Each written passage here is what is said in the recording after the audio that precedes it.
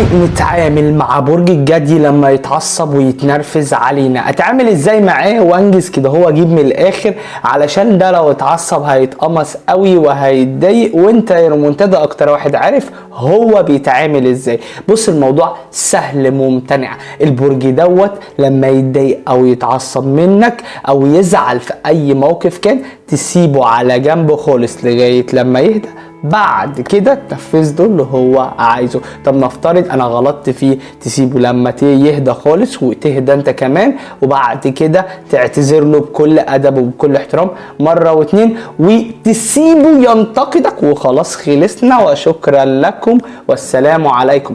هو ده نهاية البرج ده في الموضوع اللي اصلا بيكون تافه بالنسبة له، بس بيقلب بقى عقله الصغير بيشتغل، ما بيهزرش في النقطة دي، وفعلا بيقلب بطفل صغير.